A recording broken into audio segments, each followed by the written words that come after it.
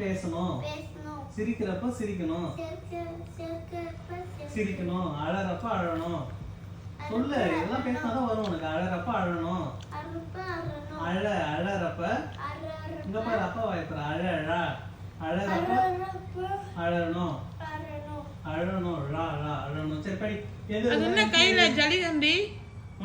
அது எதுக்கு அந்த ஜல்லிகண்டி? இன்னைக்கு ஒரு டைட்டில் ஒண்ணு சொன்னாங்க பட்டிமன்றத்துல. என்ன பட்டிமன்றம்னா, அதாவது மாட்டிக்கின்னு முடிக்கிறது பிள்ளைகளிடம் பெற்றோரா, பெற்றோர்களிடம் மாட்டிக்கிட்டு முடிக்கிறது பிள்ளைகளான்னு. நாங்க தான் மாட்டிக்கிட்டு முடிக்கிறோம் அவங்க கிட்ட. இப்ப அவனை உட்கார வச்சு இந்த ஜல்லிக்கட்டி வச்சு சொல்லி கொடுத்துனுக்குறேன். இல்லைன்னா அந்த இடத்துல ஒரு செகண்ட் உட்கார மாட்டாங்க. உங்களுக்கு பயம் இல்ல, ஜல்லிக்கட்டி தான் பயம். எனக்குலாம் பயம் கிடையாது, எனக்கு பயமே கிடையாது. பாருங்க, இந்த ஊர்ல சொல்லுவாங்க கோல் எடுத்தாதான் குரங்கு ஆடுதுன்னு. இந்த குரங்கு எட்ட காட்டுறது என்ன பண்ணுவாருன்னா, எப்பவுமே கையில இப்படி கோல் வச்சுன்னு இருப்பாரு, தட்டினே இருப்பாரு. அப்பதான் இப்படி ஓடும் அப்படி பல்ட்டிலாம் அடிச்சுக்காம பல்ட்டி ஏறா ராஜா, பல்ட்டி அடி அப்படி தட்டுவாரு. டக்குனு ஒரு பல்ட்டி அடிக்கும். அது பேர் ஒண்ணு சொல்லுவாங்க குரங்கு வித்த காட்டுறாங்களா. யாராவது பேர் தெரிஞ்சா கமெண்ட்ல சொல்லுங்க, மறந்துச்சு எனக்கு. அவர் என்ன பண்ணுவாரு, கோல் வச்சாதான் குரங்கு ஆடுனாங்க. அடிக்கவே மாட்டா லாஸ்ட் வரைக்கும். ஆனா இப்படியே மெட்டின்னு இருப்பாரு. அதே மாதிரிதான் எங்க ஊர்ல ஒரு சில பேர் என்ன பண்ணுவாங்கன்னா, நான்லாம் சின்ன வயசுல இருக்கிறப்ப பசங்கள்லாம் வந்து சொல்ற பேச்சு இப்பெல்லாம் எவனும் கேட்க மாட்டானுங்க. அப்ப சுத்தமா கேட்க மாட்டானுங்க.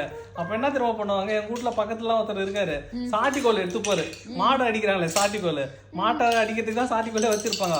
அந்த சாட்டிக்கோலை வச்சு இழுப்பாரு பசங்களை. அப்படியே சொல்லி அப்படியே கோடா பிடிக்காங்க அங்க. அப்பதான் சொல்லுவாரு, கோல் எடுத்தாதாங்க குரங்கு ஆடுவான். எவ்வளவு வாயாலே பேசவே கூட இவங்கிட்ட, கோலாலே போடணும் அப்படின்னு. யாரு பக்கத்து வீட்டுல இருக்கிறாரு. அவங்க எல்லாம் பார்த்தா படிச்சு இப்ப எல்லாம் டாக்டரேட் ஆயிட்டாங்க. எல்லாருமே பெரிய பெரிய ஆளா ஆயிட்டாங்க. ஆமா, அன்னைக்கு கோல் எடுத்து மெட்டனால தான் இன்னைக்கு எல்லாம் பெரிய பெரிய ஆளா இருக்கிறாங்க. அன்னைக்கு வாதிரி கிட்ட கோல் இருந்ததுனால தான் பசங்க எல்லாம் பயந்தாங்க. இன்னைக்கு வாதிரி கிட்ட கோல் கிடையாது. இன்னைக்கு பசங்க வந்து பேரண்ட்ஸுக்கும் பயப்பட மாட்டாங்க, டீச்சருக்கும் பயப்பட மாட்டாங்க. அதுக்குதான் அன்னைக்கே சொல்லிட்டு போயிடுறாங்க, கோல் எடுத்தாதான் குரங்கு ஆடுன்னு. இவெல்லாம் கோல் எடுத்தாதான் படிக்கிறானுங்களே. பாருங்க தோசை கல் எவ்வளவு பெரிய கல்லு பாருங்க. எங்க ஒய்ஃபு தோசை ஊத்துறதுக்குலாம் இது வாங்கல, போட்டு இழுக்கிறதுக்கு தான் வாங்கி வச்சிருக்கேன் தானே நான் அவனை. ஓகேங்களா, கோல் எடுத்தது கடை போட்டு சயின்ஸ் முடிச்சிட்டான் நாளைக்கு டெஸ்ட்டுக்கு. இல்லைன்னா வச்சுக்க நம்மள வாயிலே வாழை ஓட்டின்னு இருப்பான் அவன். பட்டோங்க பாருங்க, முடிச்சா ஓமல் பாத்தீங்களாங்க.